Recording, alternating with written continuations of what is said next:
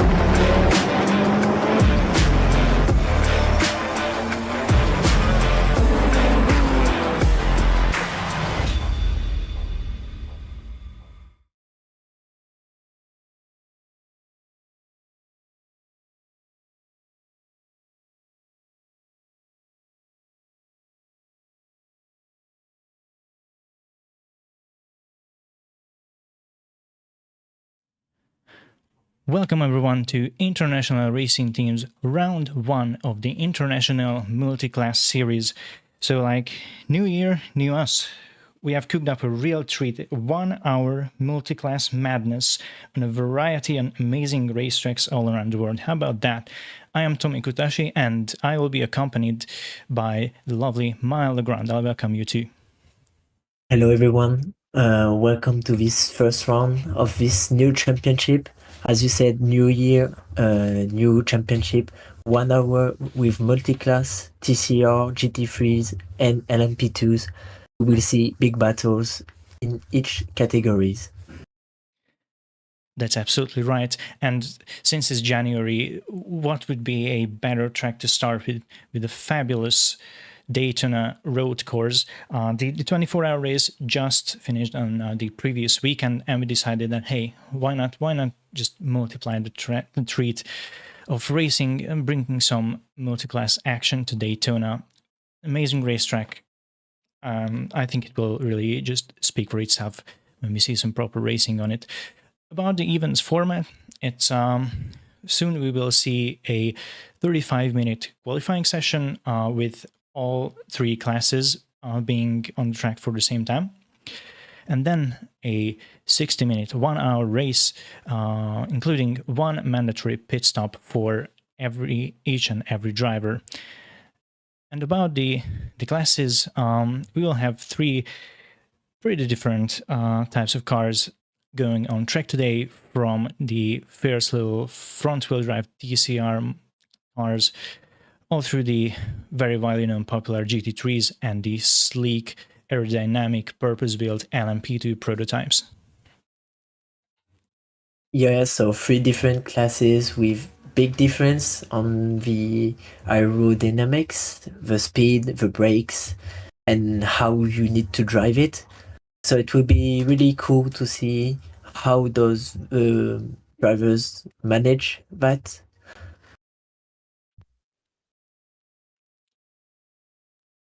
And so for the track, Daytona is a really special track. As you said previously, it's January. And so what is better than starting a new championship with Daytona? A lot of straight lines, but also a first sector that can be surprising with traffic. So you need to manage it well, because you can lose a lot of time in this first sector or in the Le Mans chicane in the sector 3.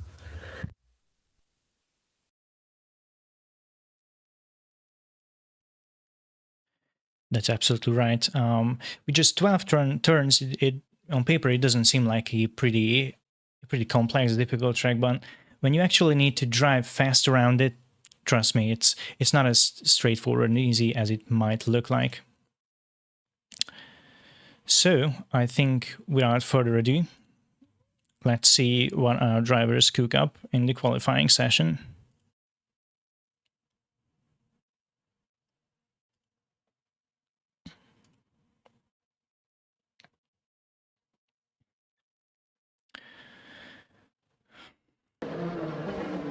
So as I said, it will be all 3 car classes together on the track for this 35 minutes in total for the qualifying session, which, well, it will be a real challenge for everyone, because racing multiclass is one thing, but when you need to do a hot lap, it can be extremely just disturbing. Just the thought of that. During your best lap, you set a purple first sector, a purple second sector, and you can see a faster car approaching or a slower car trying to set their own hot lap as well. It can be a real mental and physical challenge to manage to get some fresh air and do a proper lap in the little time you can, when you can find some laps where you don't have to deal with traffic. And so for the technical aspects, the TCRs and the LMP2s don't have any ABS, so they can lock the tires, and so they can lose many time there, while the GT3s has the ABS, so no problem with the braking. That's right. We gotta talk about how wildly different these three car classes are. As you said, the TCRs are a rare breed of front-wheel drive race cars. Basically every class that you know in this popular GT4, GT3 prototypes, even open-wheel cars are rear-wheel drive. But these cars are propelled through the front axle, so that they need I would say, pretty special skill set to be fast with them. And yeah, absolutely, and no traction control, no ABS. It's just pure driver skill.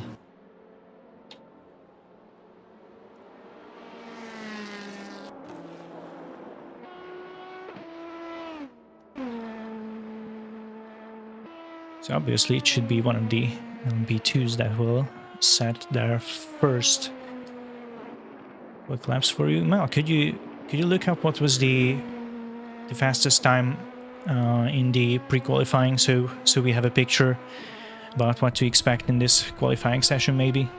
So an LMP2, it was Lunar 6, and it was in 1.36.1, so it's really fast. In TCRs, it was Xenon with a 1.51.8, so there is a big gap between LMP2s and TCRs, sorry. And then GT3s, the first time is Farias, the Brazilian, with a 1.42.3, so it's actually really fast. From first hand, I only have experience with GT3s, but 42.3, holy hell! Now, if you can manage that in qualifying, that will be, well, damn near impossible to beat. Yeah, as you said, the 1.42 is really fast. In the Daytona 24 Hours on World Sim Series, people were like in 1.44.9. So yeah, it was really fast for qualification time. They did throw 142s for Division 1, didn't they? Oh, no, yeah. Actually, it was for Division 2.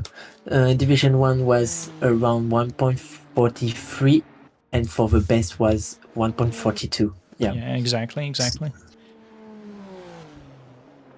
So all in all, what I saw in the practice server is that not just one person was able to match not just the 142 of GT3s, but the absolute, like, close to best times you can bring on track with these cars.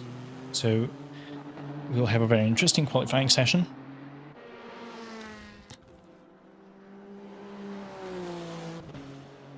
and so as we see on the screen, the first time on LMP2 is 1.37.1, so actually it's fast, but we are still 1 second behind the pre-qualification lap. Yes, also in GT3 it's a 145 point.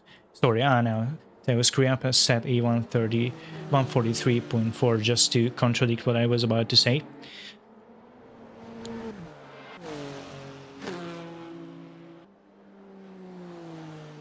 So far it's Yuan leading LMP2 after well over 5 minutes of qualifying, with Skriapis being the first in GT3 and Olanar being the first in DCR.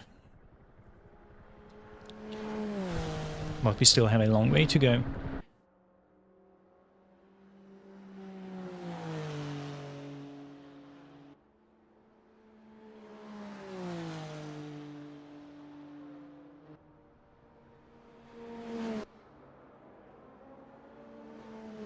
And so Sandusky 1.43.0.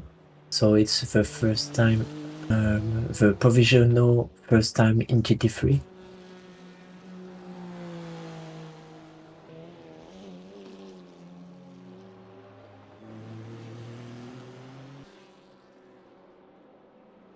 It's very nice to see how the drivers spread out in the track.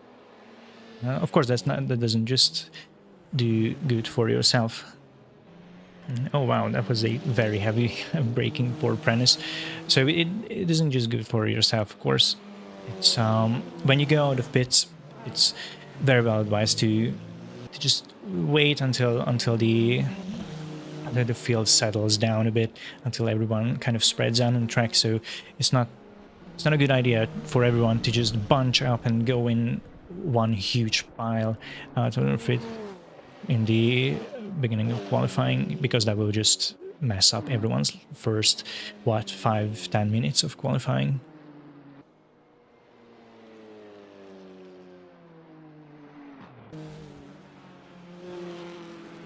Yeah, and now he has a GTR behind. Oh, okay. Yeah, exactly. So this is what happens when you have multiclass in the qualifying. Yeah, so if the drivers of LMP2s or GT3 wants to do a great lap, they must adapt their pit lane exit with the traffic. Because if on their quali lap they have traffic in sector 1, they will lose many time. And if they can use TCR's slipstream, it will be good. Oh, and there is one out in turn 1. That might have been just someone teleporting back to the pits.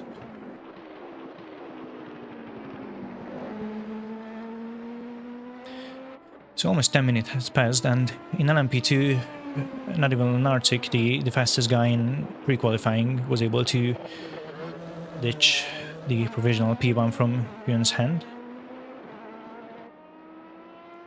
Actually, he's off by half a second. Behind him, Tsigankov is, well, also 4 tenths behind, so the LMP2 field in the first 3 positions is pretty sped out in terms of lap times so far.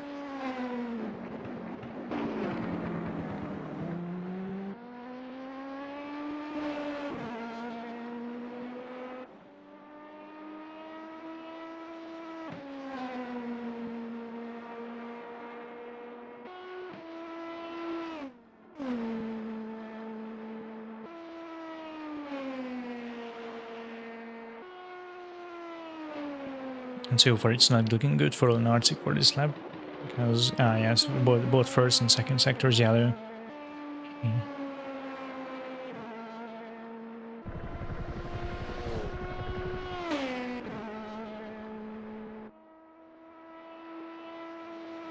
You can see the difference of speed between LMP2s and GT and TCR, sorry, in the straight lines. Yeah, and this is just a qualifying. Oh, Leonard Sick did some magic, I guess, on the bus stop exit, because with 2 yellow sectors he still managed to improve on his lap. No, sorry, he didn't improve on his lap, but managed to do a purple less sector. So, well, easy as it sounds, you just need to do a good first 2 sectors now, and P1 is yours.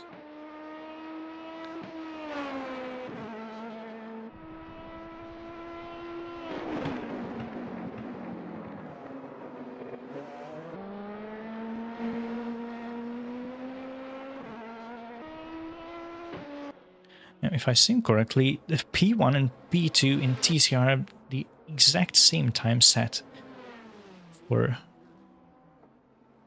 the time being. Both Where Olear and is Prentice set a 55.511. That's quite incredible. yeah. Yeah, and Oleha was there last year on the Sin R1 Cup, so we know a bit this driver. Yeah, exactly. Familiar name. He actually managed to snatch a P2 in the championship, so he's most definitely a force to be reckoned with this year too. I'm really curious what he is about, what he can do with the TCRs after that GT4 machinery.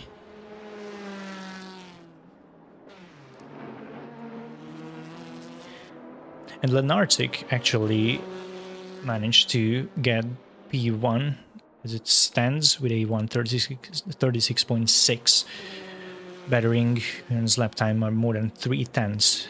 Seems like people are bringing out the big guns now. Yeah, that's a great lap from him. And also for GT3, we are in the zone of the 142s. Sendersky set a time of 142.599 to currently stand on P1 in the GT3 class.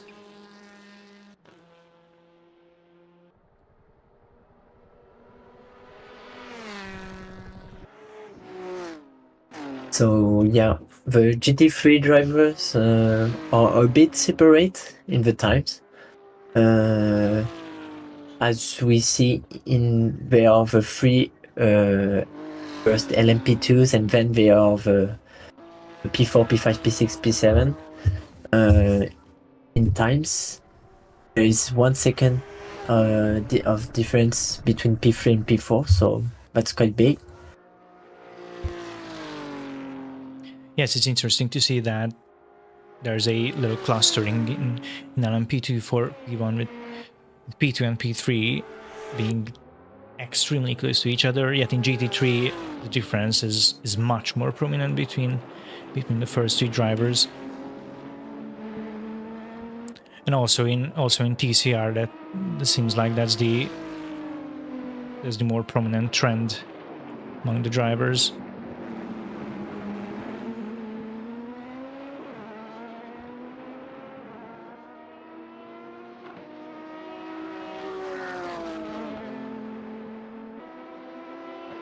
And we can see in P14 Cassoni in 1. Oh, sorry, I just missed. In 1.53.9, so it's really fast. And the P2, so Oleha in TCR, is in 1.55.1, so there is a big gap. Yeah, Cassoni was the first to set a sub 154 time in TCR.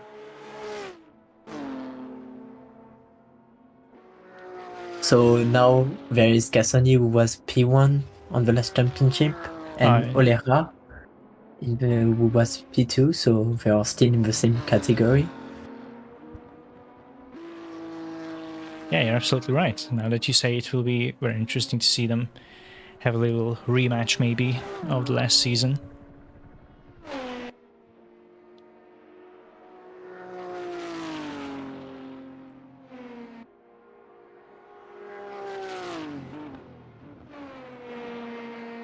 And so the BM is pitting. Yeah, it seems like Skriapis didn't have the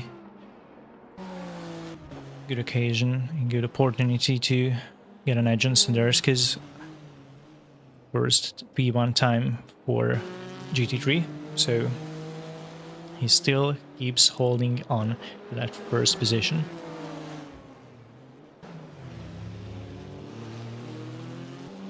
And there you can see that in GT3 you can lose many time in this type of corners with your TCRs. That's absolutely right. However, I think especially this applies if you're in a car that's of the slower class.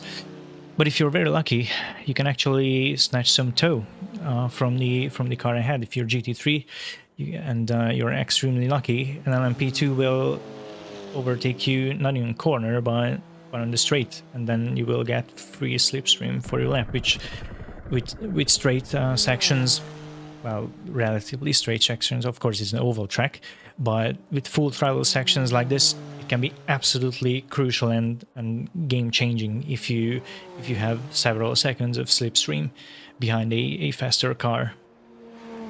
Combine that with a good exit from the bus stop, and that can absolutely be a decider in the qualifying. Snderski is very much on the edge of the track. It's lovely to see. He's driving the hell out of that NSX GT3.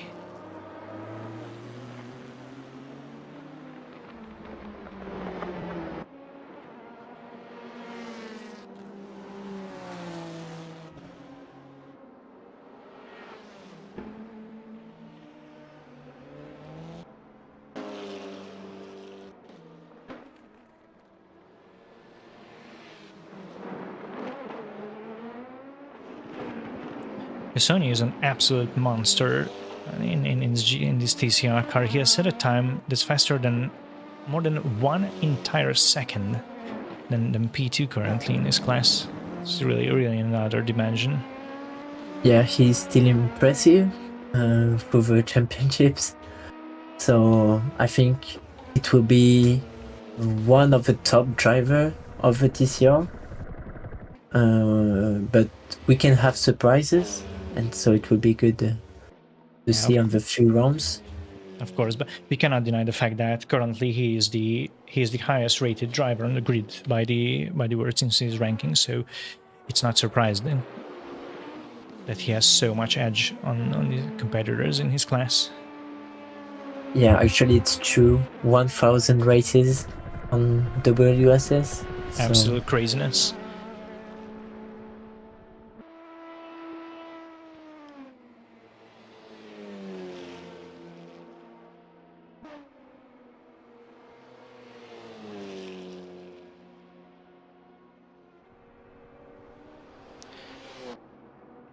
And Ray, just as we were looking at him, dished P2 from Alahar in TCR. Yeah. Very good job from him. He gained the position, so great job.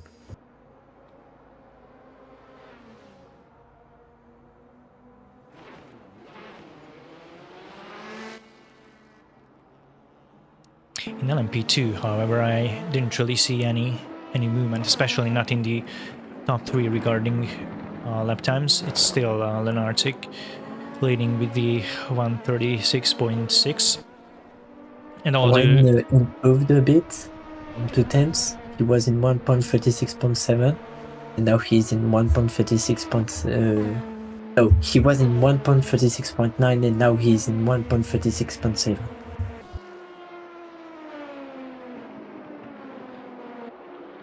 But still, the top 3 in LMP2 is still within 3 tenths, which is absolutely doable. Nothing is decided in this class in qualifying so far. Now that we have 15 minutes to go, so we are a little bit over the halftime of the qualifying session.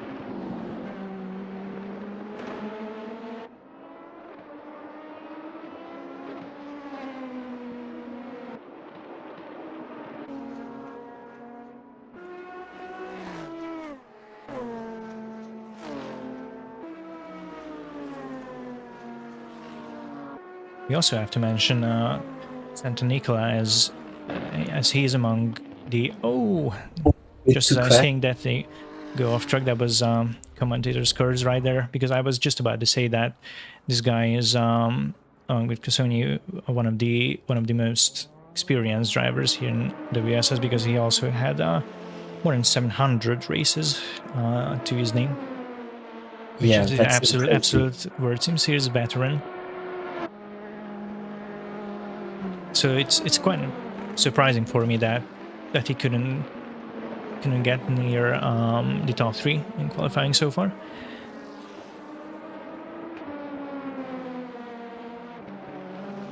Yeah, but it depends of the setup that you have, and a little bit of miss there for Ben. But yeah, depend of the setup. Guys have really good setups, and sometimes you can be good. You can be at your max potential of driving, but if the setup doesn't follow, you can't improve that much. And interestingly, he is the only driver, as far as I see on the grid, who used the Ligier LMP2 car. Yeah, we see mostly Dalaras, LMP2s. I think there is one away car.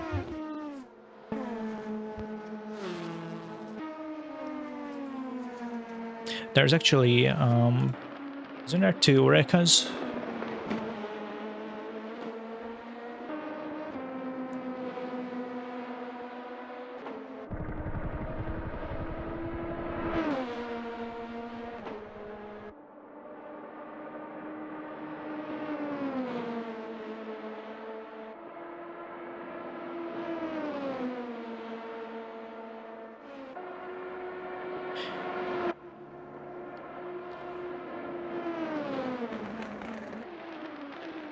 Yeah, there actually are. Both P6 and 7, Ban and Kolar are running with the...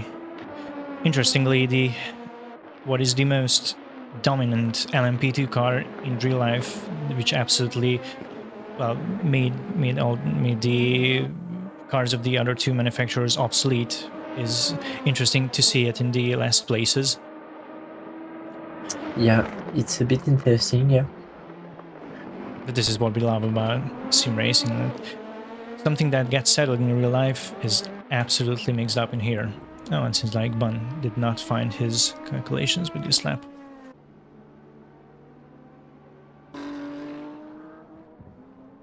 So there is a guy stepping.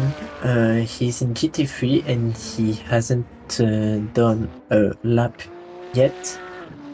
So 11 minutes left. So Might be a last to first challenge. yeah, I mean, that's quite a bold feat, considering that he'll need to, if he doesn't set a lap time, he'll need to eat through the entire field of TCRs before he can even get to the cars of his class. yeah, but it depends. A little carnage can happen in turn 1. I don't hope this, but as we saw in the Daytona 24 hours in Division 2, the first turn was just horrible. So everything can happen. Division 1 wasn't much better either. Relatively clean, but still had some crazy moments there. And there we only had 2 car classes, and I imagine that with 3 separate classes.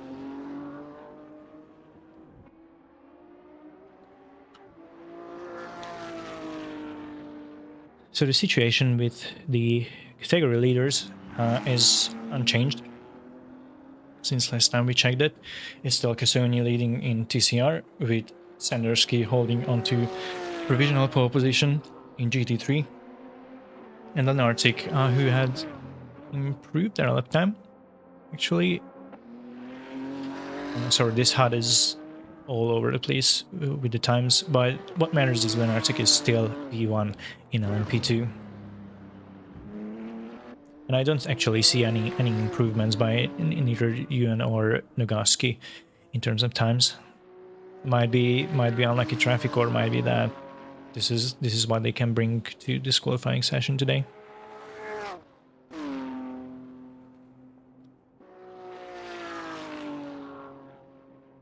Yeah, so I'm checking on the live stream. So on the live timing, there is no improvement. So I must do like first lap after you came out of the pit. You need to warm the tires and prepare to do your fast lap. But they are close. At the moment, they are close for my laps, but they don't improve it.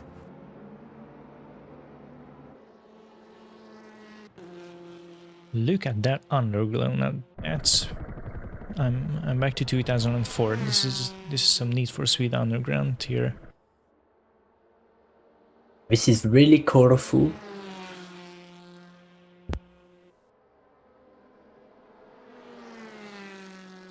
I wish I think they had things like this in real life racing too. I'm pretty sure you can implement underglow with LEDs or whatever on race cars without adding significant weight.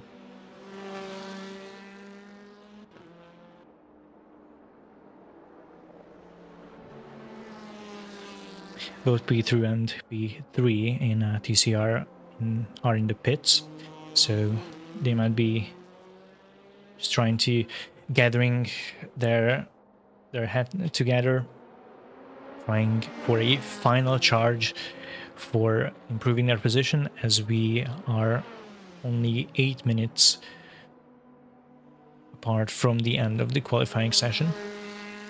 Yeah, and so there are less people. There are 8 or 9 people on the track at the moment.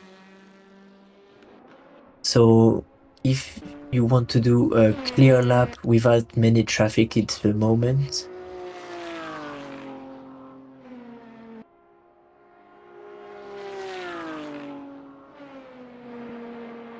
Yes, exactly. But I mean, it's also a pretty paradox situation if you think about it, because now the track is quite empty, and you see that, wow, okay, it's all free air, it's all clear out there.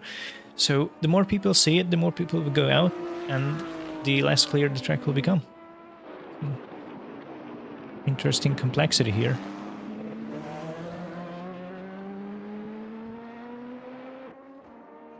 So Skriapis was actually able to put his lap time in the 142 range as well, but still couldn't match Sunderski's pace, still almost 3/10 off. Sunderski set a real fast lap quite early, or like in the middle of the qualifying session. His rivals in his class still weren't able to match him.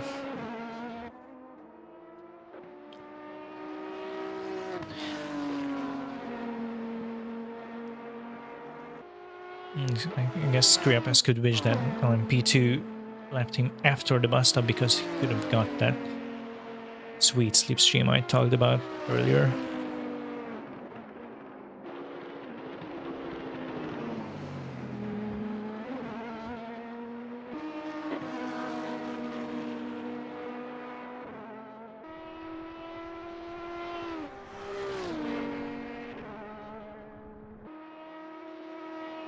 and so we have a fastest lap improvement, 1.36.5 by Lenarsic.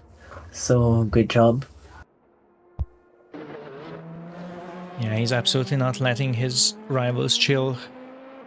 Even though Huan and Nogowski still didn't post a lap that would have been better than their best lap so far, Lenarsic is pushing till the end, and he does very well, because who knows, there are many drivers who can bring astounding performances out of their pocket on the very last hot laps they can do in qualifying sessions.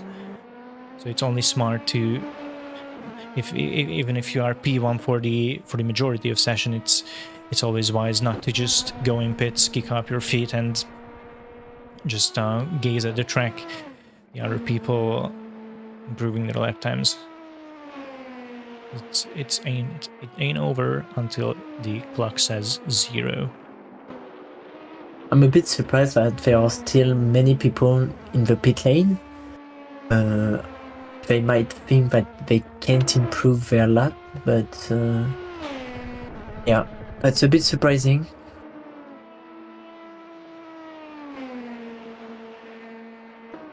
As far as I can see, it's mainly LMP2s who are still out on the track.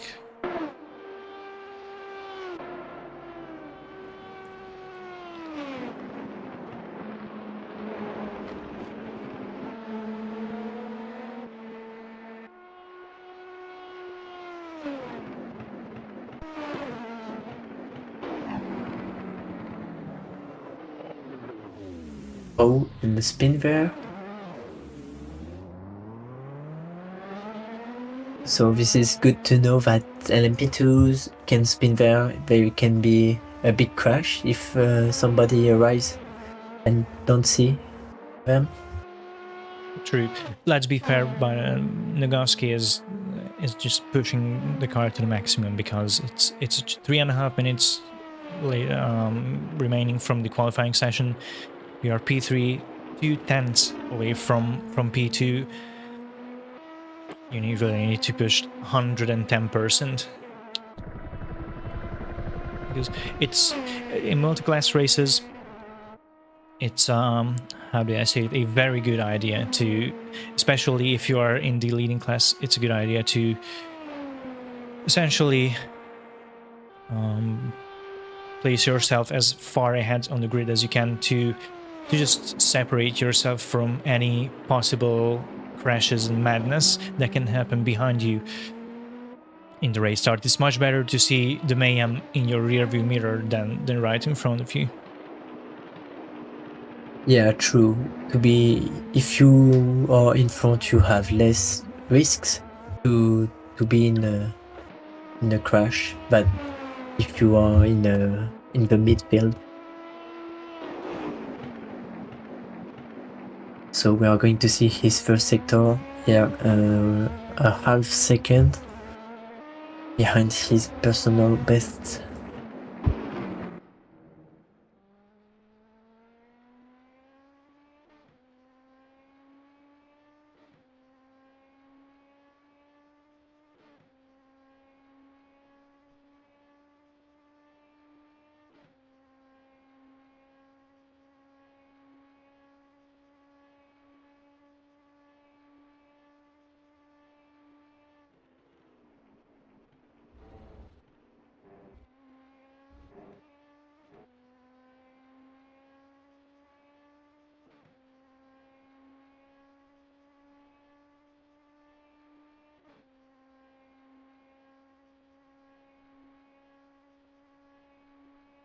So P2 and P4 are in the pits from P2. I suppose they won't try and make better lap times now.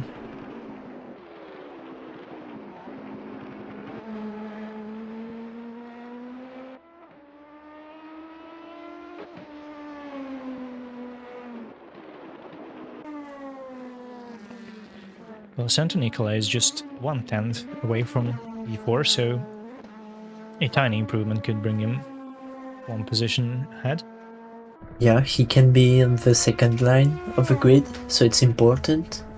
I think we have maybe one more left for everyone. As we are within the last minute of qualifying. Yeah, I think for the drivers who Santa are Nicola entering, actually got his it's hand on the P4. P4. Yeah, I think that for the driver in 11th place in P11, he will have another lap, but I don't think the others will have one.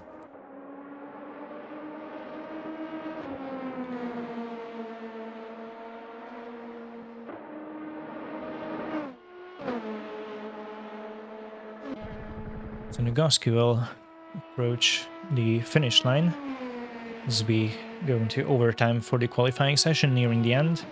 And it seems like he couldn't improve the time, so will remain P3. As everyone is finishing colors. This one out on track, 2/10 away from P6. If he's good enough for his last lap, he can actually improve.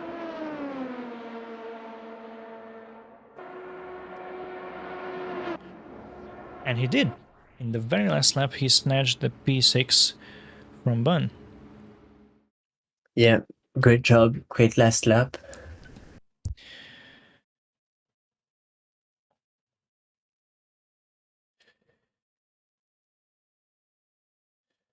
So, let's go over the qualifying results.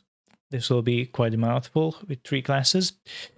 So Lenartic managed to confidently get P1 in LMP2 overall with a 136.5.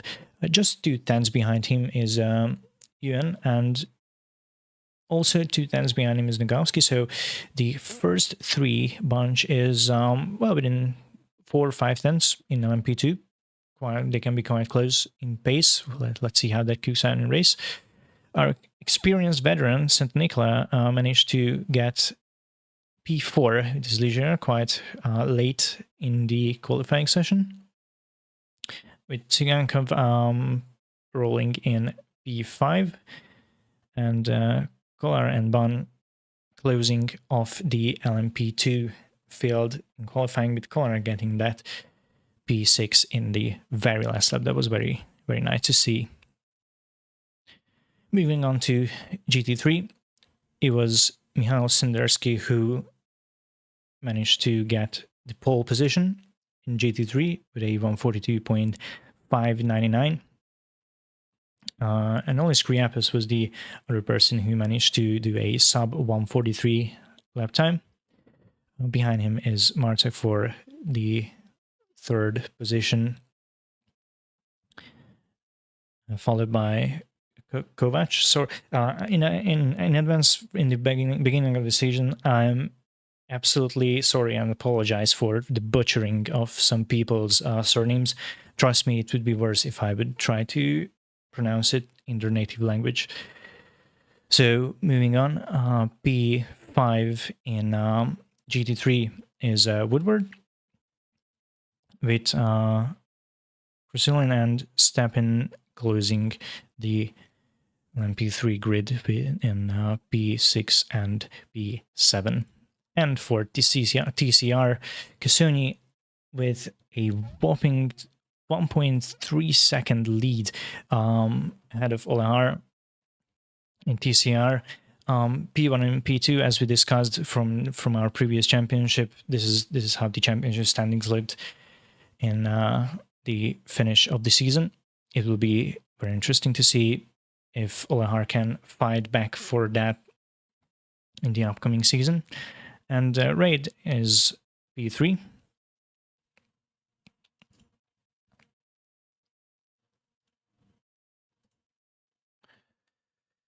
With Brenis and Julian being P4 and P5 in the TCR class.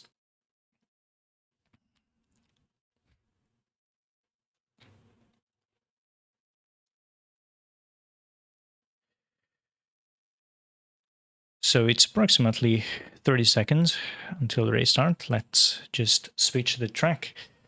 And in just half a minute, our brand new season for 2026 will kick off very soon.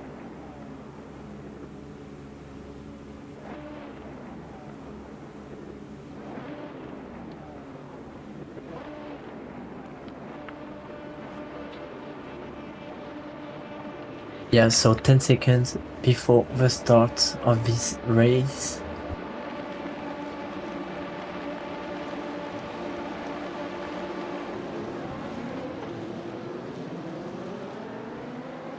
Oh, and already Sendersky P1 from GT3 got a jump start. Gets a drive-through penalty for that. That will leave its mark on the race. Ooh, a little braking from one of the LMP2s, but overall, so far, so good for the field, as far as I see.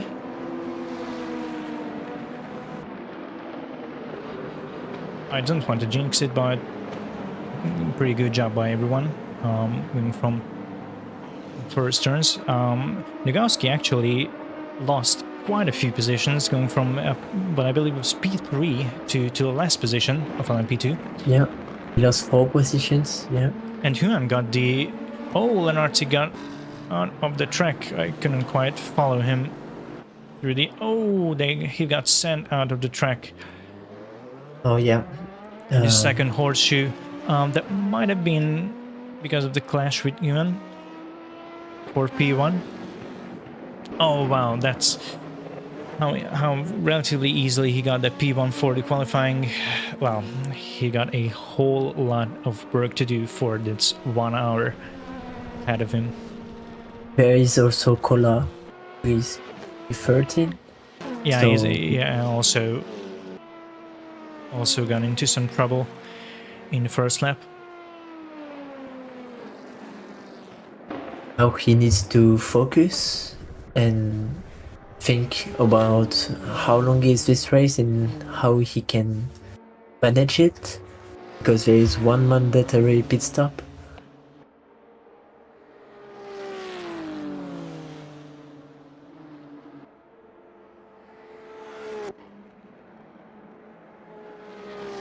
The Arctic didn't pit, so I suppose his car did not suffer that much of damage from that crash.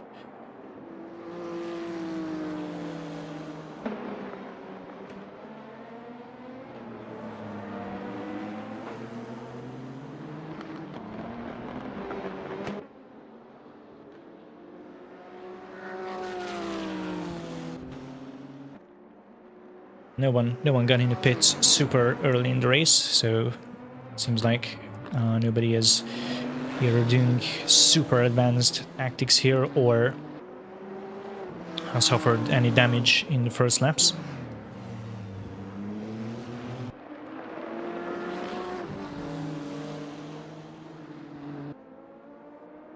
The lead in LMP2 already built out a 2.5 second gap.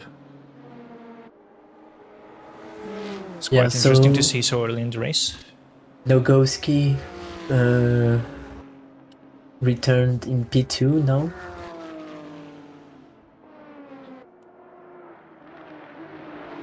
Yes, you're right. Oh, and we're losing a whole lot of fighting here. I truly did not know where to look in that first lap.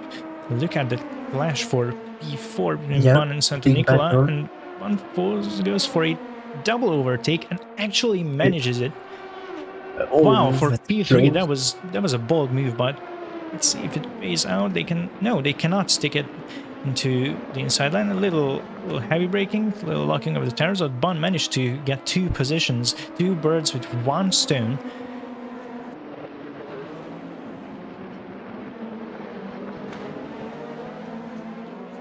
Let's see if he can keep Tsigankov and Santa Nicola behind him.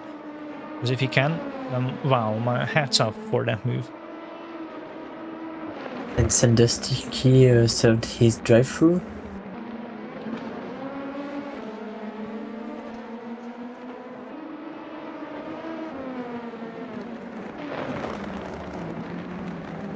Oh, that's a little mistake there.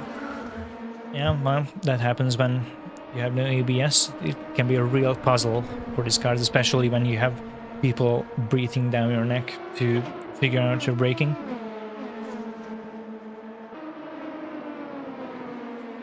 People who tend to drive GT3 cars, for example, a lot, as it's a very popular class choice all through the sim racing, tend to forget how much ABS helps you in braking. You get so used to it. You once get in an LMP2 or a TCR car, and you have to basically relearn how to go in the corner entries, how to take your brakings.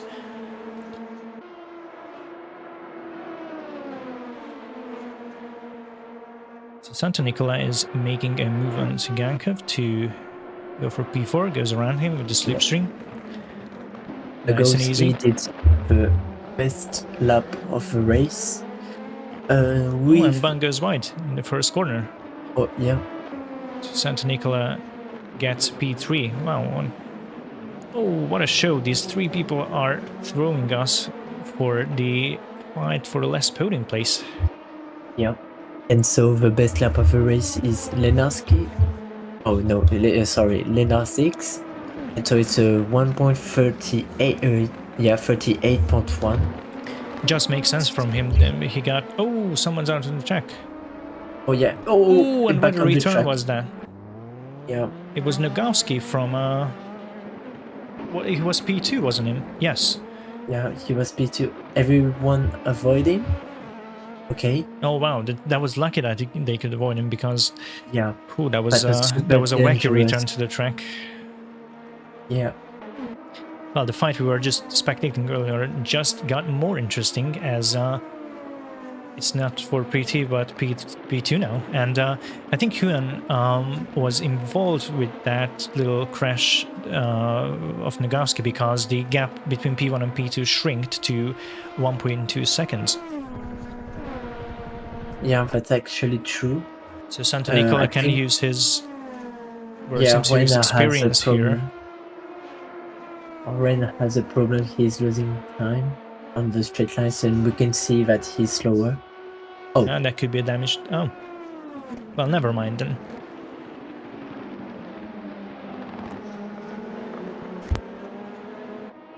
And so with that, Lenarzic is coming. He is now 1 second behind Nogowski. So he's close. He needs to push extremely hard if he... Oh, and just as I'm seeing that, he's off the track. Seems like I'm jinxing a ton of situations today. I'll be more careful with my wording from now on. He's lucky that that board is just a transparent texture there. Well, Narati can start all over again. From 7th position, it is charge for 1st position. He's lucky that we have still 52 minutes to go with this race. You can see how challenging it is to drive these LMP2s, by the way, because both more experienced and less experienced drivers are skidding and locking their brakes plenty of times. And so the P1 is going to come on the last driver, so it's Julian with the TCR. They are coming.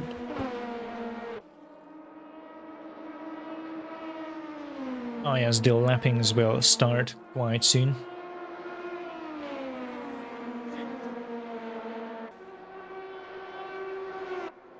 Santa Nicola is steadily closing the gap for P1 behind Yuan. And I think there is Julian is out in turn 1, yeah. And Santa Nicola on the outside, no.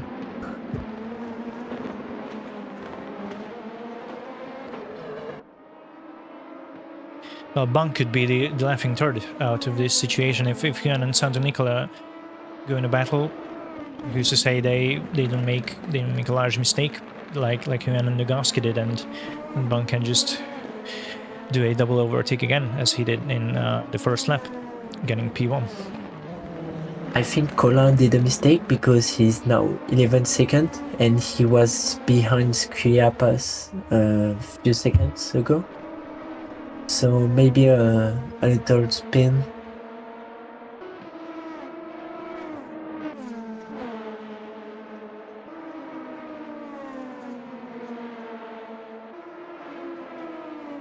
It's interesting to see that apart from LMP2 in each class, at least between the first 3 the gaps have stretched out quite a bit. So it was only P2 that has a constant fluctuation in the podium positions. The other drivers seem to be able to drive their cars more consistently and steadily. So far, of course, it's only 50 minutes away from... I'm sorry, it's only 10 minutes since we started the race.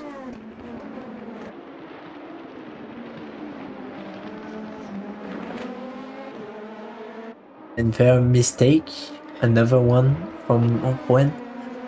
And so now on the inside, Santa Nicola, on the outside, Bun. Yeah, it didn't pass. Yeah, it seems like Yuan really feels the pressure from Santa Nicola in turn 1, because this was the 2nd time in a row where the Italian driver could put his car by the side of P1. And so now there are TCRs. Also, how cool is that the 3 different manufacturers of LMP2 cars are fighting for the 1st position? We got the Dallara followed by Ligier and an Oreca behind them. It's very nice to see that all manufacturers in this virtual world can be competitive against each other. With the correct setups and driver skills, of course.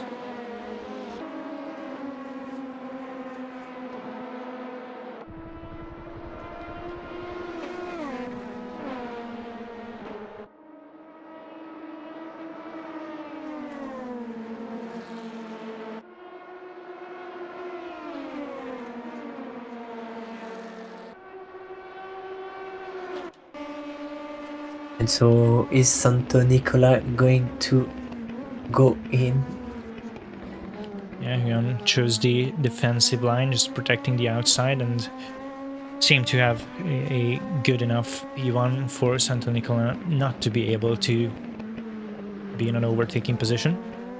And so Lenarzic, he's in fire, 1.37.1. So we are close from the qualification laps. Yeah, So, he's yeah. absolutely putting that pedal to the metal. Currently P6.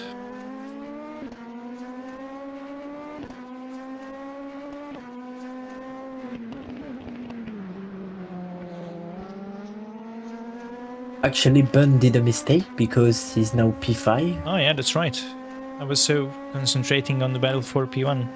Kind of missed that little detail that the P3 driver get overtaken by 2 other drivers.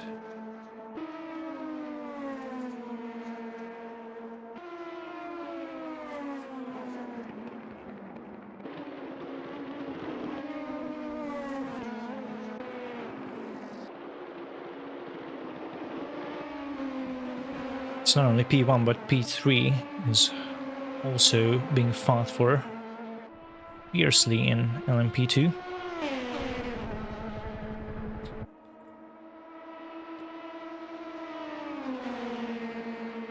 Around the outside.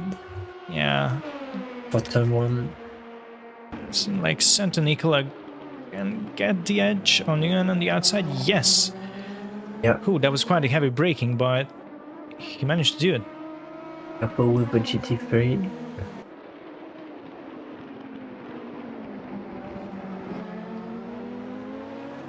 That was a quite unlucky timing for lapping a car, because could absolutely use that to his advantage to regain that P1. Oh, and Santo Nicola goes on the grass. Oh, that's pain. No ABS is one thing, but braking on the grass, classic mistake. Santo Nicola went too much on the inside of the track, trying to put his nose in, surprise Huan in P1. Oh well, now it's all over again for him from P4.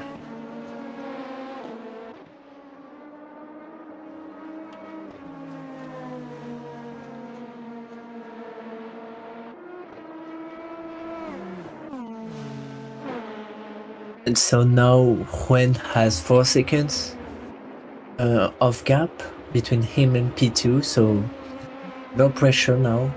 Yeah, he can chill a bit. He can actually use this occasion to get as far as possible from the pack.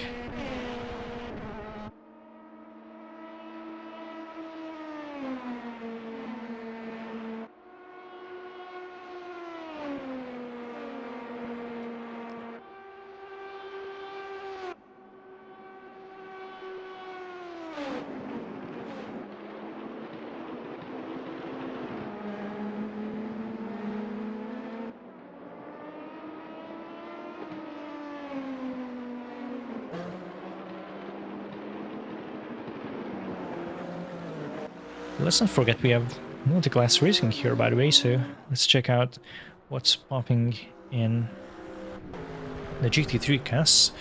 There's a fight for P5. Well, will be a fight for P5 if Krasilin can get close enough to Kovac.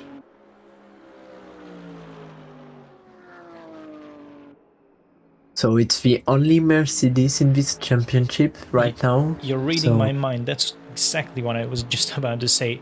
That all over in the GT3 field, I would say there's a relative variety. What I mean with that is that we don't have just 1 or 2 makes dominating the entire field. But it's also not the entire GT3 car palette, so there Yeah, are still so some cars we're missing, but we do there have are variety here. there are 2 Hondas, 2 BMs, and one Mercedes, 1 GTR, and 1 Aston Martin. So yeah, there is a little variety of GT3s, but not all the class.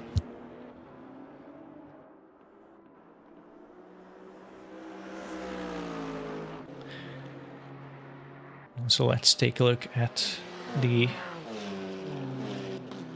DCR, as there is a fight for P3. Not what we just saw, that was a GTR lapping the Cupra, but behind him, behind Reid, Prentice is constantly trying to fill his window. Wow, these cars are bouncy on the outside of the bus stop chicane. Yes, so we can see a battle for the podium. So it will be cool at the end of the race if these 2 drivers are still together. And also they are not far from Olera, only 3.5 seconds, so...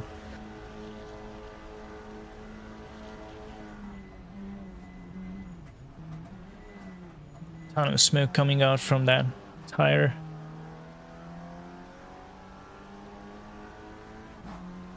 Careful, there is GT3 coming.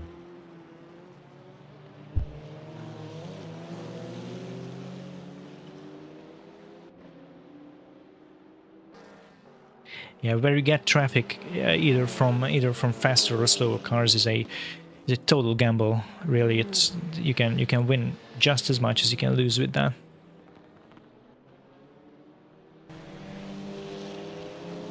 Also, when you are chasing someone, planning to fight with someone, you really need to pick where you are lapping or where you are yielding for a faster or a slower car, because it can be absolutely crucial not to mess up your corners too much. For example, it is very unlucky if you need to deal with traffic in a corner before the oval parts, before straights, because that messes up your acceleration and your entire lap practically.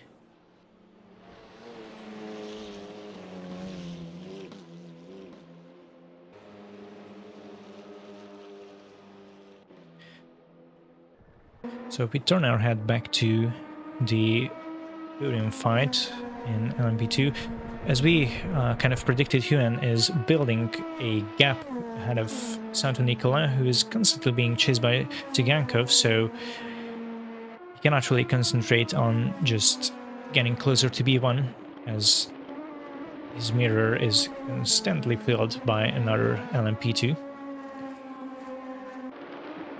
Also, oh, Bunk goes over the track. That was quite a heavy big crash into the barrier. Careful when he returns on the track. Oh yeah. Oh, it seems like that's some suspension damage right there. Yeah, big damage, and now he will return to the pits. Oh, what a shame for the guy. He was P2, P3 in his best. He made an absolutely awesome overtake in the first lap, and now went out in the bus stop chicane. Extremely tricky place for both attacking and defending, and well, we could see how unforgiving it can be, even when you're just doing laps on your own. It can be a real mental chore to get that combination right, let alone when someone is attacking you on the inside of the corner. It seems like for Bond this was the end of this race. It's an absolute shame to see.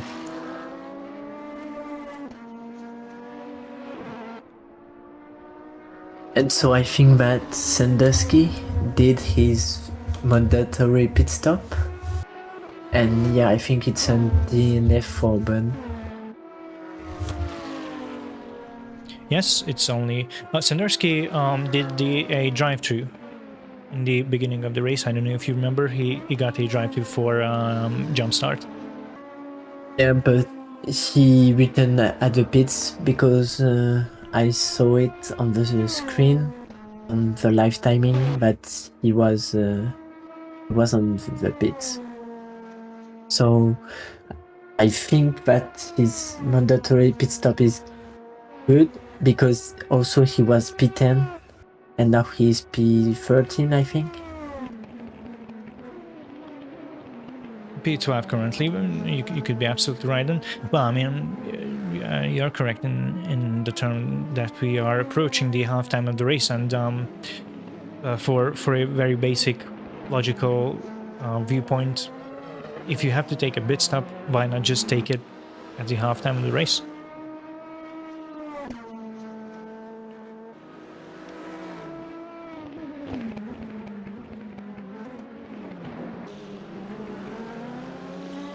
This is cool. The first time that we see the three class with each other. The Mercedes just overtake the TCR, and now it's the turn of the LMP2. It's like Monday morning traffic right here in Daytona.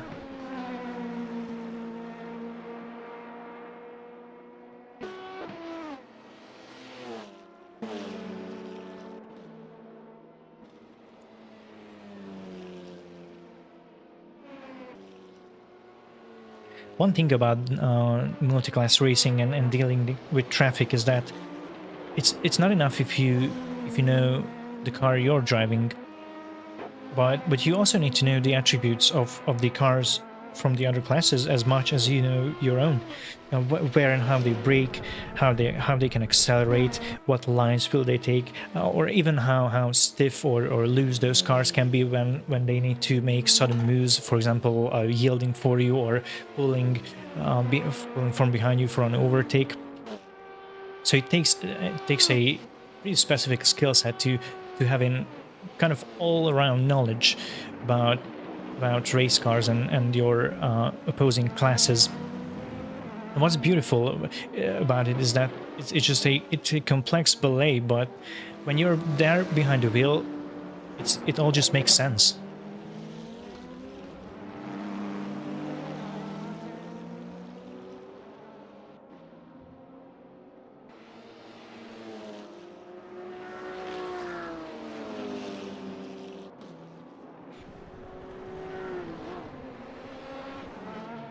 And so for the different gaps between the categories, in TCR, Castagne has 15 seconds of gap between him and Olehar. In GT3 there is 7 seconds of gap, and in LMP2 5 seconds. Yeah, now that we are slowly approaching the halftime of the race, the situation has calmed down quite a bit compared to the first few laps, or rather the first half of the race. Oh, Julian got a stop and go 60 speeding in the pits. Ah, that's painful. I guess he went for his one mandatory pit stop, business as usual. Ooh, and the GT3 got out. Yeah. I'm not sure who was that. Oh, it was Krasulin. Oh, he got sent into the vault pretty heavily. Yeah, don't know if he has damages. From the outside it don't seem like, but we will see if he pits.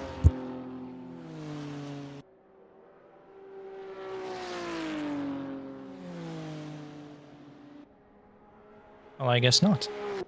I think it was him. I know there is another BMW, I think, on track. Yeah, I think too. I'm just going to check. Yeah, there is the actual P1, so it's Skriapas who has another BMW.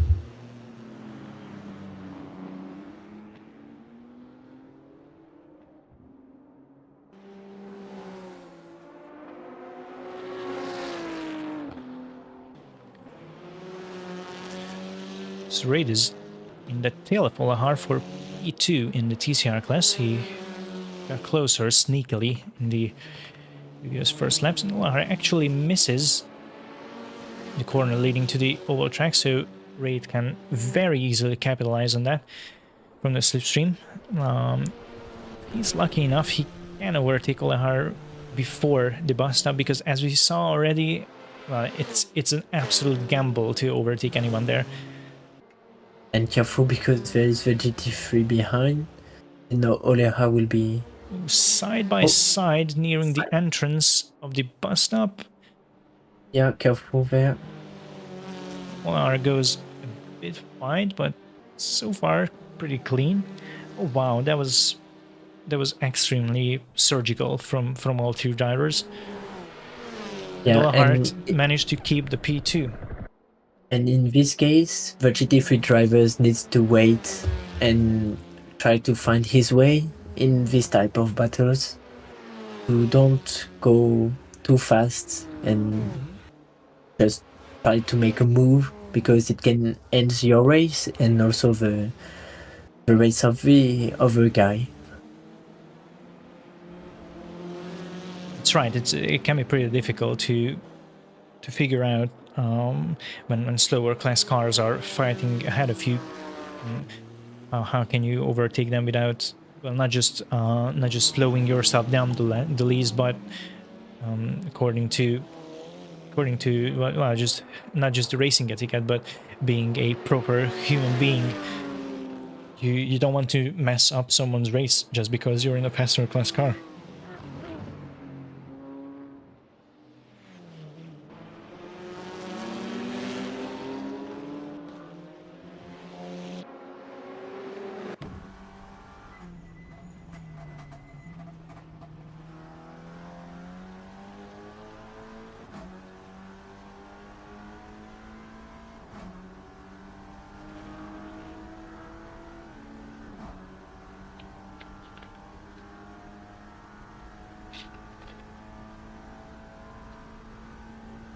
Skriapis is pitting in GT3 from P1, just as we are watching the podium battle in TCR.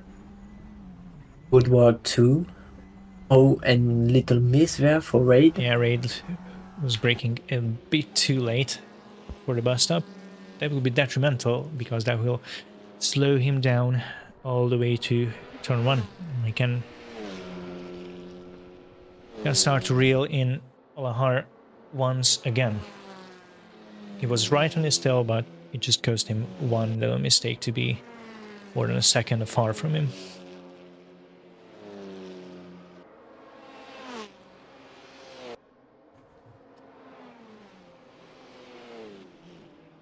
So Sanderski did one pit stop at the moment.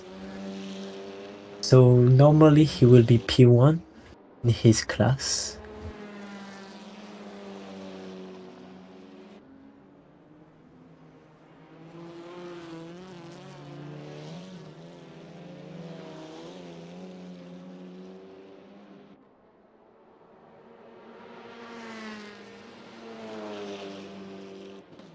And Santa Nicola is also pitting from P2. So Tsigankov gets the virtual second position on P2. Yeah, and also Kola. So I think we will see in a few laps a lot of drivers. Yes, absolutely. We are just past the 30-minute mark, and as we discussed, it's just unless you're doing some more advanced or complex strategy, is just the most, well, logical to do your pit stop halftime at race.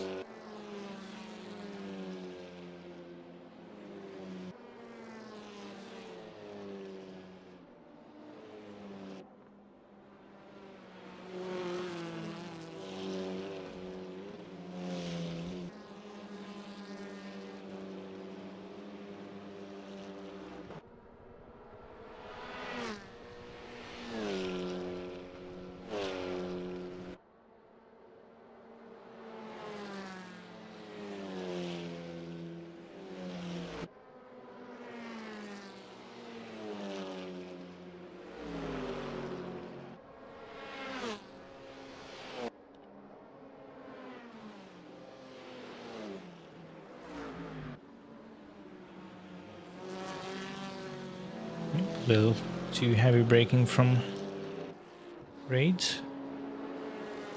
Now he want to Careful yield with for the Aston Martin. bunch of GT3s coming behind him. That's no good for the chase for P2 in his class.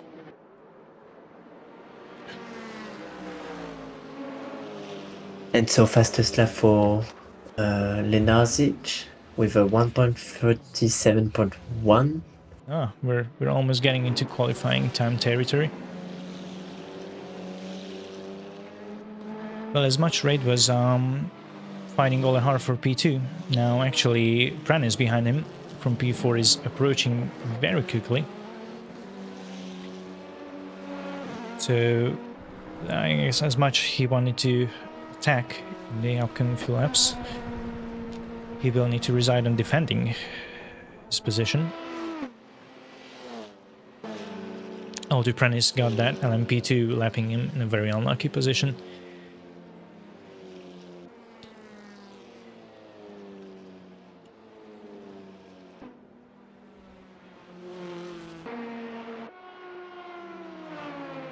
Oh, and a drive-through for Woodward for cutting. Yes, and GT3.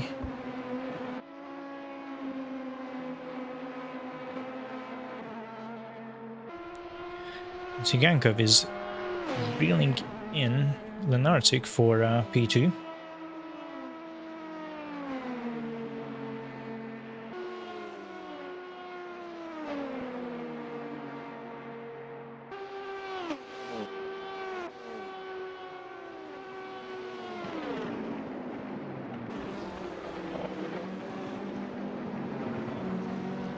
Yeah, and careful there on turn 1.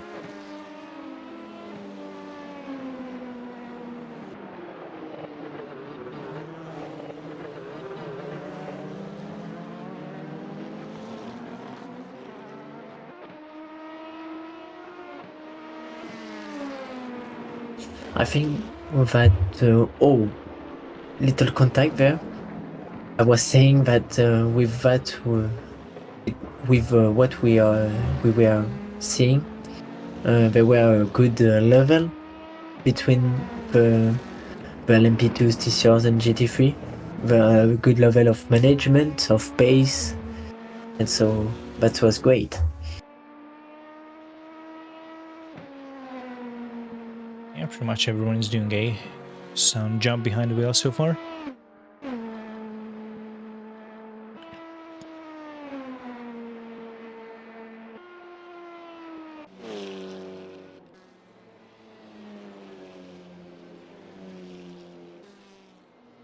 Yeah, so Cassoni will have a victory in this year. That's logical. He has 20 seconds of gap. So if he does a mistake, maybe he will lose it, but I don't think that. Oh, yeah, 25 seconds of gap. I'm not sure if he had done his pit stop yet. I'm going to tell you right now. No pit stop at the moment for Cassoni. And we have another DNF. It's for Julian. DNF with the Hyundai CR. Who was that? Sorry. It was Julian. Ah. Julian. It depends of. He's from Thailand. So Julian, I think. Believe it or not, according to World Sim Series, this was his very first race on WSS. Oh, it's okay. And we see a lot of people in the pit lane. There were LMP2s.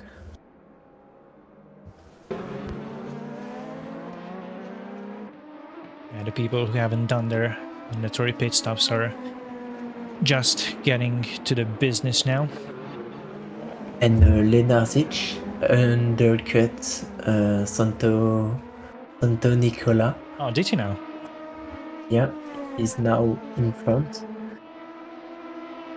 Did Lunartic already did his pit stop? I think yes. Oh wow! I think he was in the last position, and now he's P2. That was quite the fight to get back to the podium.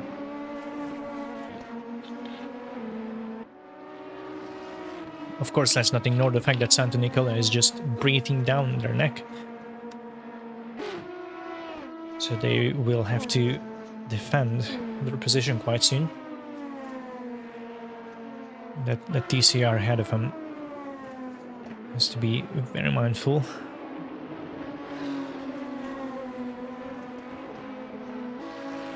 It certainly helped Santo Nicola because he's now less than half a second behind Lenartic. Oh, sorry, it was a GT3, not a TCR. Yeah, because he was slowed down by the GT3 in the Le Mans chicane.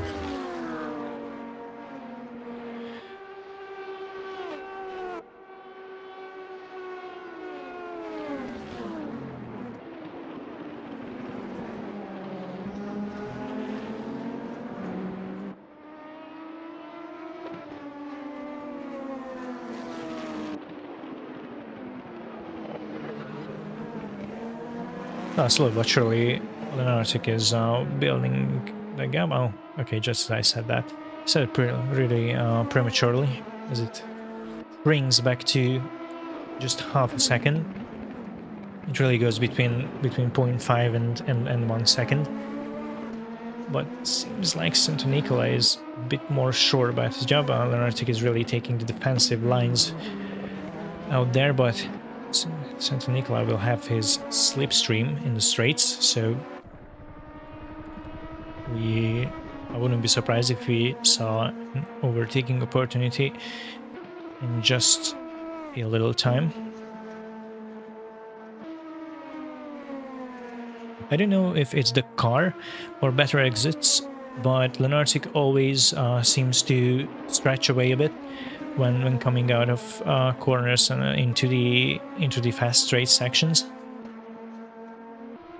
From what we saw about the 24 hours of Daytona on World Sim Series, most of the top teams took the Dallara. So I think that there is something else better on the Dallara that makes the difference, because it's not like oh, I like this car, so I will take it for the Daytona 24 hours. The top team don't think like that. They search for the little thing that can make them win the race. Yeah, as much as that, yeah, oh, sorry, go on. I think the Dallara has this thing in LMP2 on this track. Yeah, as much as these cars are the same specification, and as we discussed earlier, in real life there is a dominant force among them still, and in the virtual world, as much as in real life, or as much as in other games, there's a meta here too. There's a reason why the field sticks with, why the majority of the field, more precisely, sticks with one specific car make. This also explains why we don't see literally each and every single type of car in GT3, for example, because some cars are just not as good suited for certain tracks or certain driving styles as others.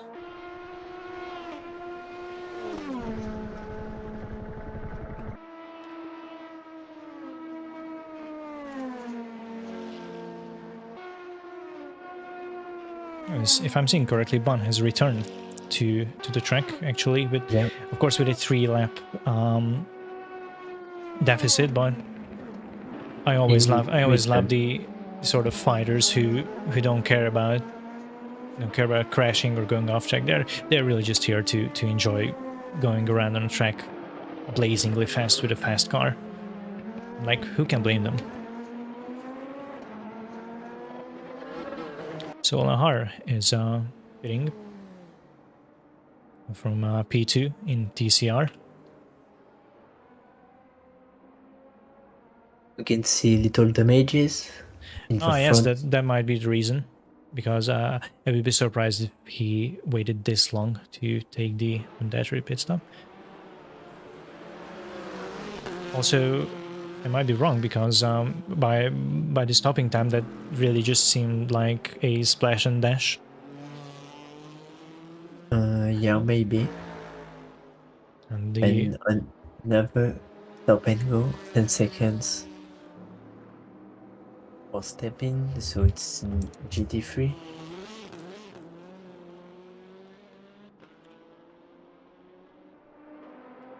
Yeah, so it's NSX GT3 in P13. it is so infuriating when you just get the pit entry wrong, and one pit stop already kind of sort of gets you out of the rhythm, but when you immediately have to do another, that can just completely mess you up mentally.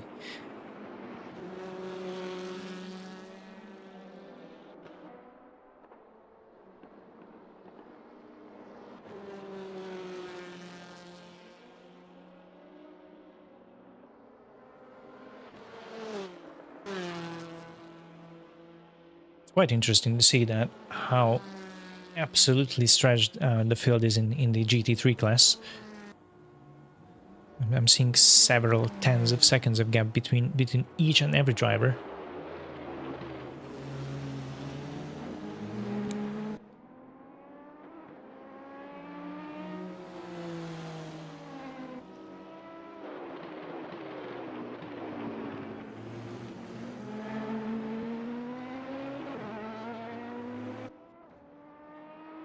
So despite the stop and go he got in the very beginning, Sanderski is holding on to P3 very confidently, with a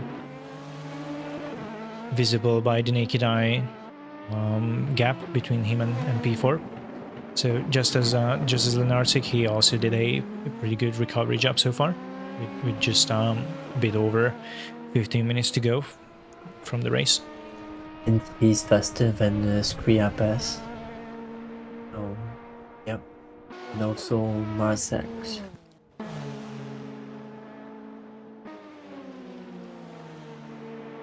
Oh, and Tobin just got drive. Oh wow! Now that's just there's another knife in his heart.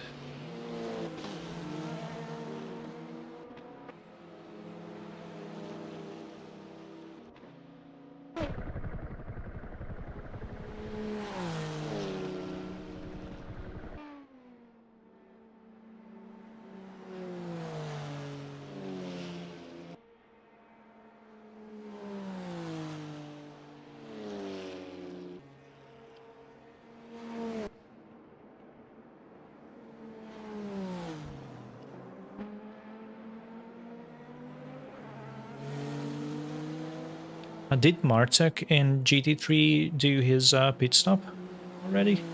Because we haven't really, I don't even really remember seeing his name all through the race. And he is sitting in P1 in GT3 currently. He's 40 seconds ahead of Skriapas, so I don't think he did a pit stop. Oh, and Ben just got a 10-second stop and go for speeding.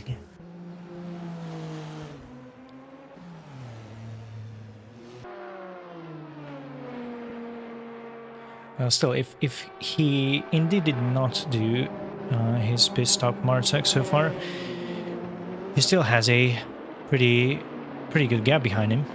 So even if he were to go into pits, I think that will be like very well, like at least P3, if not P2, when he come back to the track. GTO is really fast in the straight lines, so it's a great car on Daytona. Yeah, Farzano isn't it actually the fastest among these GT3s in the straight? Yeah, I think. Got sent out by an LMP2 just. And it's been, yeah. Overshooting the braking. Ah, that's pain. I think it's Bun because this LMP2 was in the pit Yeah, before. and also it's also by delivery. I think it's easy to tell. And Lenarsic, new best lap 1.37.0. He's banking it, and he's only 3.1 second behind the leader. Now, what a story would that be to go from the last position in the very first laps back to winning the race. And he's now 1.5 seconds behind because Rouen lost time in the Le Mans chicane with GT3. Exactly. A fight for the overall lead is cooking with just 12 minutes of the race left. And now he's confident. So he did his best lap, and while when his current lap is 1.41, while Lenarsic is 1.39, so there were traffic. But yeah, Lenarsic has a great pace, and maybe the pace to claim the win. Yeah, Yuan has a real heavy manual tax to pay now, because when you have several seconds, maybe several tens of seconds of gap behind you, you tend to get very comfortable in your position. But especially when it's like 10 minutes before the end of the race, and you can see the fastest driver in your class getting closer and closer, now being less than a second behind you. Well, it takes real mental strength to be able to defend your position, especially when it's about the race win. Yuan was quite capable of holding onto his position, but well, an Arctic is like a rocket ship. He has strip Yeah, he strings, just so nullified the gap in just one lap and goes for the overtake. And just goes around Huan to get P1. oh my god. He just exploded the quality time and also the pre-qualification time. Oh, was it the No, not fastest LMP2 time we saw on this race day? Yeah. Hot damn. So he's 3 tenths behind his fastest pre-qualification lap, but he just improved the qualification he did from 7 tenths. So impressive.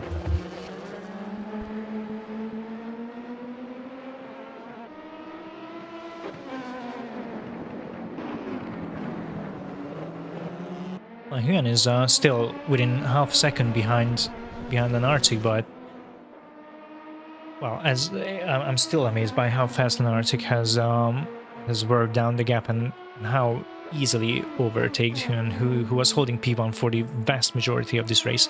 So I'm aching to see if Huan can fight back for that P1. Careful with the track limits, Lenarsic, because it's not the first time that he's a bit on the limit of the track, on the Le Mans chicane.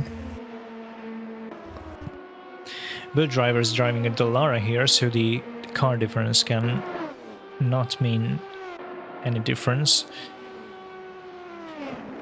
So it's either an extremely good setup for an Arctic or pure driver skill, or maybe both.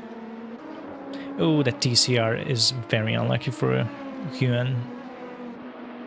The gap grows to 1 second between P1 and P2.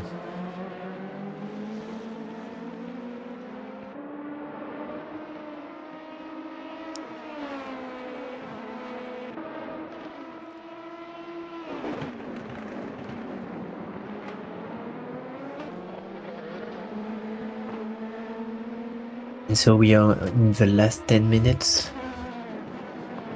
a bit less.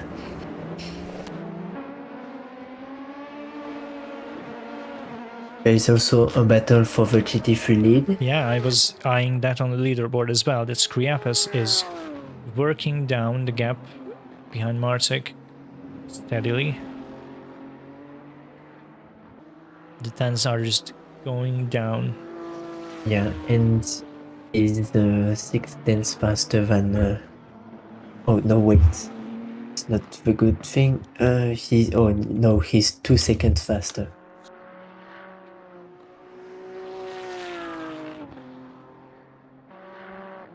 So normally on this lap, it will be good.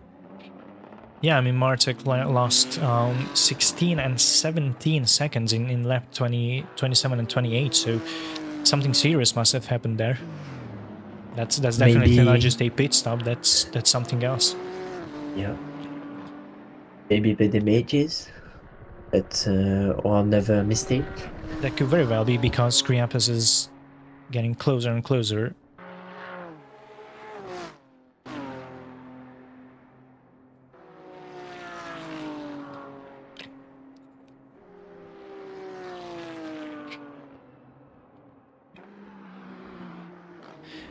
All it takes for him is just a good exit of the bus stop chicane, or at least a better one than his rivals, and he might be able to reach him in the straight. Although, as we discussed, GTR has a blazingly fast top speed on the straights. So unless that car is damaged. So Ben has definitely DNF. He isn't in the race anymore. Oh, now for real, maybe.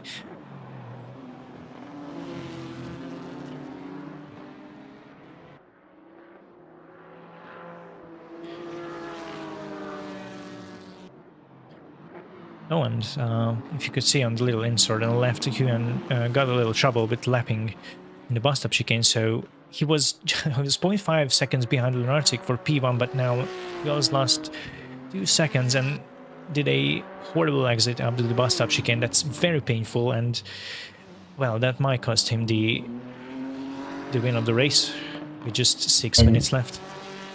This can literally ruin your race, and you can lose a position there with the traffic. So that's a shame. Especially if you're unlucky enough for it to happen just like 5 minutes before the end of a 1-hour race.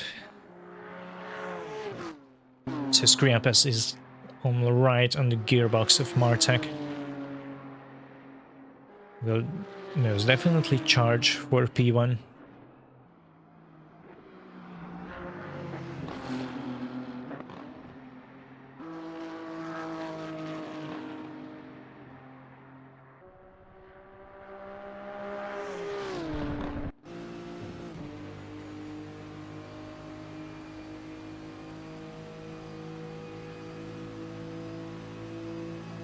So let's see, inside or outside will it be? Oh, Martek lets him the inside. That might be a move too bold. I mean, you can try switchback there, but yeah, Skriapis did correctly, basically parking the car on the apex. Martek isn't giving it up either, not to say that.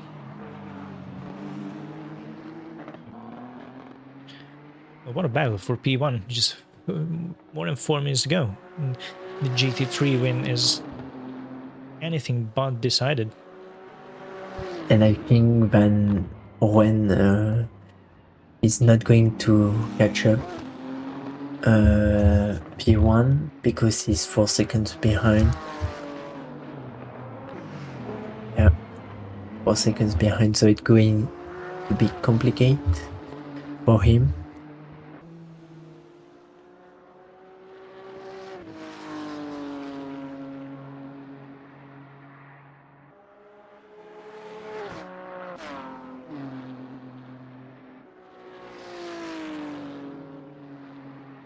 There's relatively clean air, both ahead and behind the GT3 leaders, so no traffic will mess with this battle for the foreseeable future. But so far Skriapis can hold the 0.6 seconds gap ahead of Martek.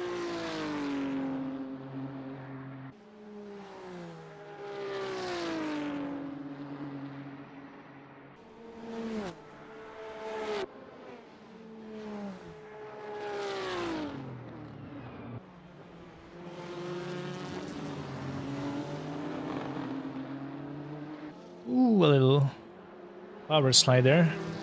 Skriapis overshot the exit of the first turn there a bit.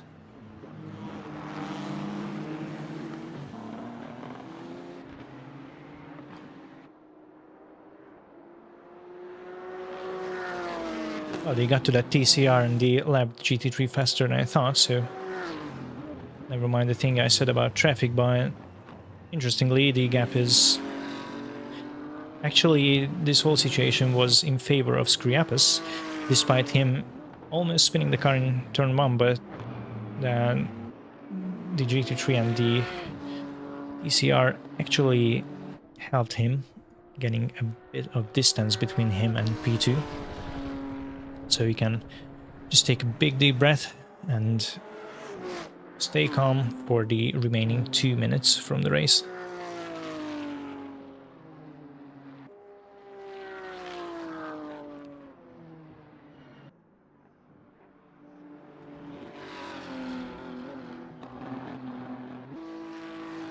Yeah, so 2 laps left for the leaders. There's a big gap, 4 seconds now, between Lenargix and Juan. So I think it will be a win for Lenargix. A beautiful win. Last on the first lap and first on the final one.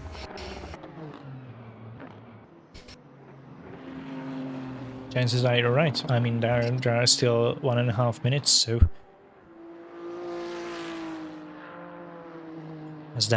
As a famous motor racing proverb says, in order to finish first you have to finish. Yeah, sure.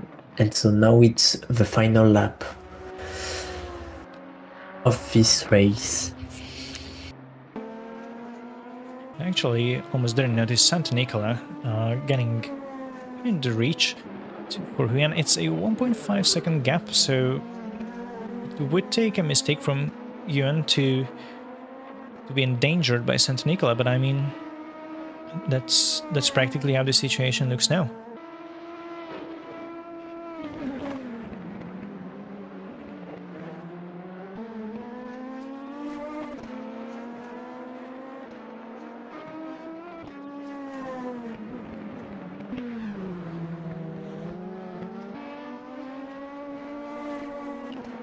For these LMP2s, I think this will be the final lap, as the counter has 20 seconds left, and Arctic is only approaching the bus stop chicane.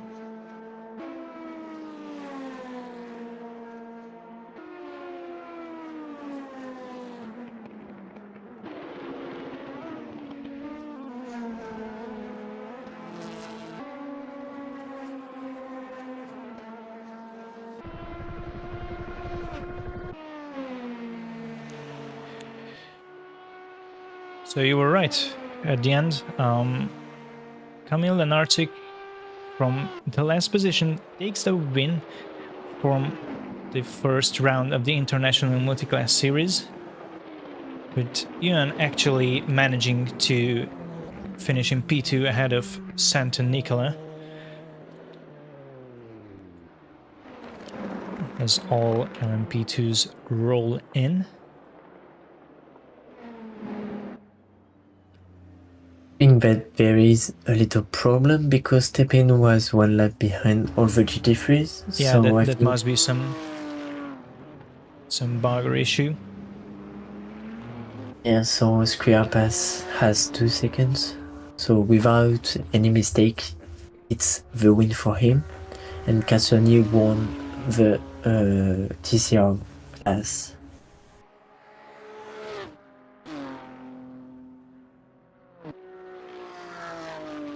Yeah, Skriapis has to just bring it home.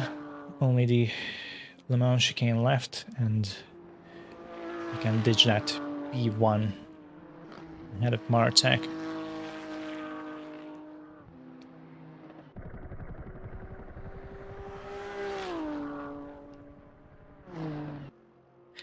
And yes, you were right, by the way, and I'm absolutely sorry to miss that, but Kasuni indeed rolled in the car in TCR for the first position.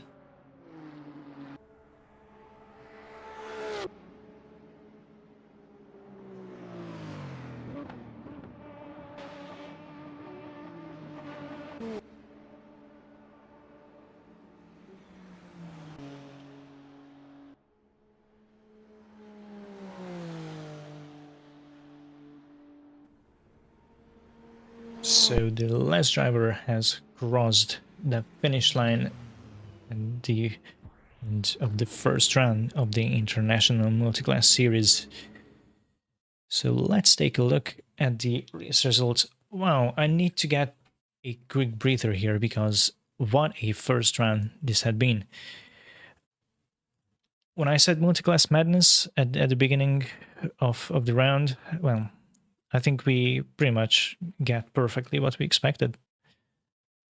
Yeah, it was a really beautiful race. A lot of battles in each class. And it was cool to see how those drivers manage traffic and how can they fight in it. So, to go through the results of round one of the International Multiclass Series, in LMP2, Kamil and Arctic starting from P2, then getting in a little trouble, falling back to last position at the beginning of the race, and still managing to fight back, ending in P1, taking the win for the first round. Behind him is Hyun in P2. Great fight from him. Also, was leading all through the majority of the race, but couldn't really do much because Lunartic was really just sitting on a rocket today. And Santa Nicola bringing the Ligier in P3. Also, great job by him. Finding there, I believe, what was P4 in qualifying. His experience has seemingly paid off in this race. Behind them, 700 races, so yeah, he definitely has experience. Yeah, since if I remember correctly, since 2022 he was racing WSS. So, well, here you can see how that pays off. So behind him, Tsigankov and Nogowski in the fourth and fifth positions. Nogowski kind of fell off the podium battle as much as he was there at the beginning of the race. Let's see if he can fight back in the next rounds. And Klar and Bun closing the LMP2 field, with Bun getting an unfortunate DNF. Despite he was also in the top three at certain points of the race, so it's an absolute shame to see him DNF. But we have 8 rounds of this championship, so there's still plenty of time to make up for your mistakes. Moving on to the GT3 results, Deus Kriapis managed to ditch the win for the first round. In GT3, getting P1 from Martek relatively at the end of the race. So we saw some proper action. Here, Sandersky, who started from P1 in GT3, then got a drive-through penalty still, as Lenarczyk managed to fight back. Seems like the Polish drivers today are absolutely in for going from the last to first, or at least podium positions, which is lovely to see. In P4 is Kovac, followed by Woodward and Krasulin, and Stepin closing off the GT3 field. And last but not least, Kasuni taking a win in TCR. I think this was by far the most confident win today in all our classes. He finished 20 seconds ahead of Yaro Olehar. So, as we discussed, a little deja vu from our last season of racing.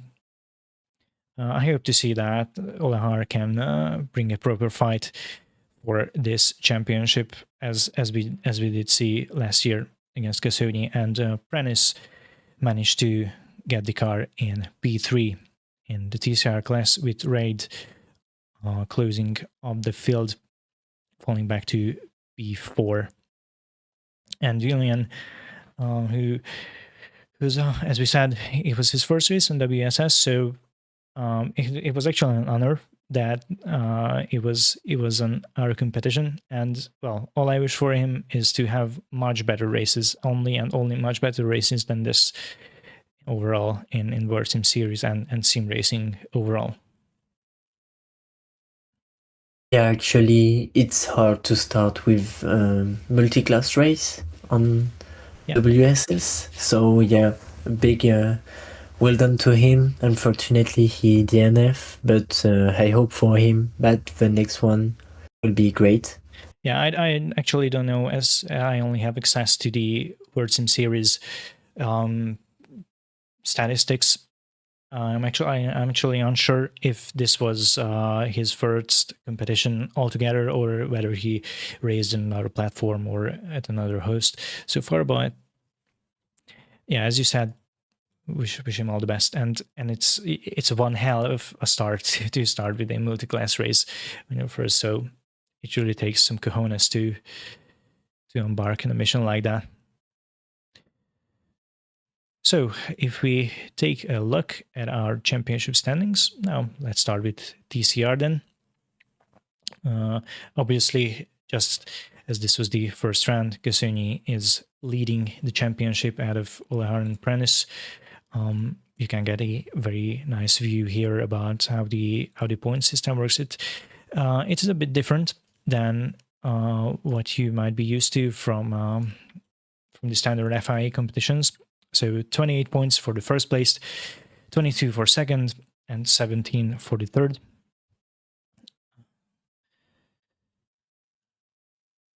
And as we move on, quite obviously in finishing order, so Skirpas and Marcek and Sendersky all put up a really astonishing performance today. So I wouldn't be surprised if we would see these three people fighting it out for the championship lead. But of course, I'm not wanting to draw any conclusions from the first round of an 8-round championship.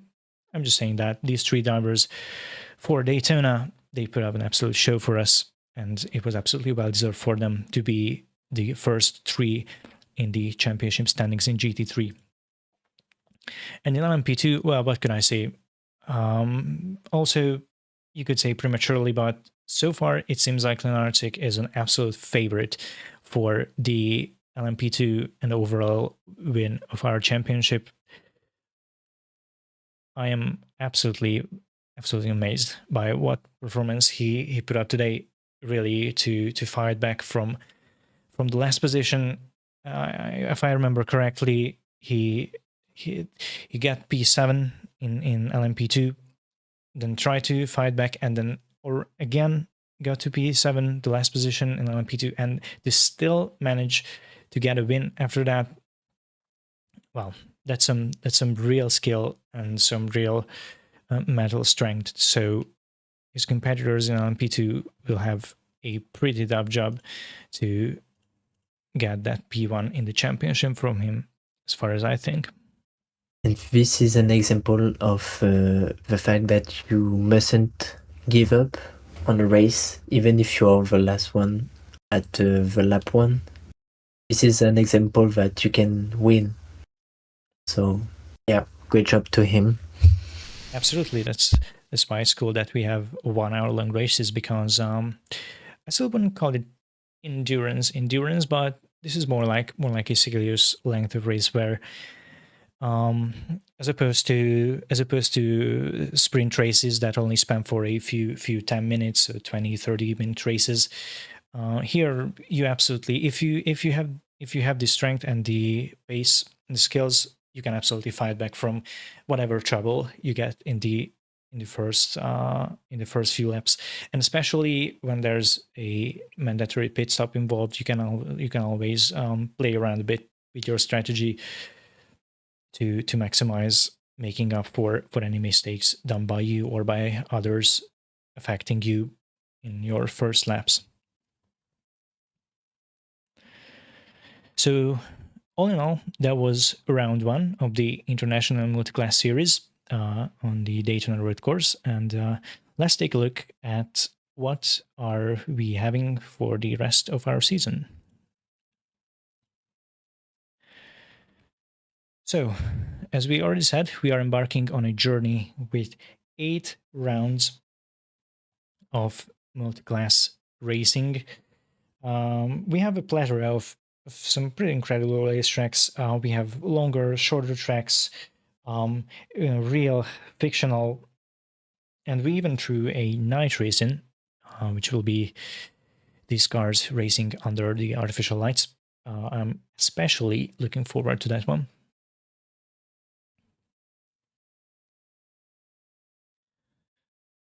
And if we consider the next round, it will be 2 weeks later, on the 11th of February, on the, well, on one of the earliest GP tracks of all time, Silverstone, an all-time classic. I'm really curious what our guys will be able to bring to that track. Yeah, Silverstone is a great track where you can overtake and have great battles. It's very a big spaces. It's really large, so for the traffic it will be easier than Daytona. But I think we will see great battles. Yeah, exactly. It's a pretty wide track, but that can also bring the fact with itself that if people have more space to fight, they will be daring to take more risks to fight. So I wouldn't be surprised if we saw 3, even maybe 4 cars by the side of each other fighting for positions or fighting for trying to lap other cars while fighting for positions. That would be a very, very interesting feat to see that in these multi-class races, when especially at the end, when everyone's pushing for just maybe getting that position ahead of you, it can very well happen that a bunch of faster cars who are fighting for a position get behind a bunch of slower cars who are also fighting for a position, and now those situations is where it absolutely gets spicy.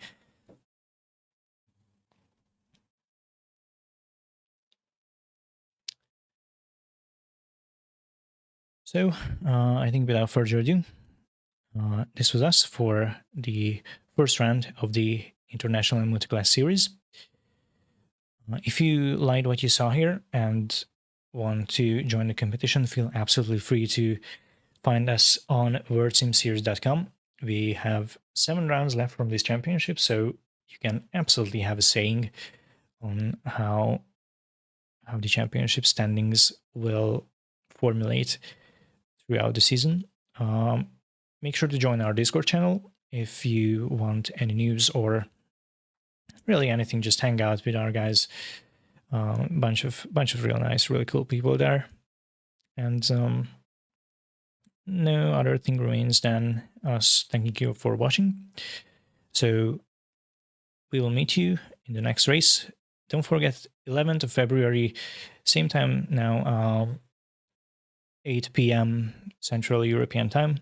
We will surely be here, and we hope that you will be too, either on the track or behind the screens watching the stream.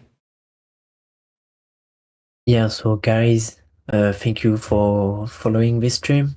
It was really cool to comment it, and see you on the next race. And we hope that you will be a lot, and that we will see a great battles, a great show as today. That's right. So everyone, stay safe, have fun, and see you next time.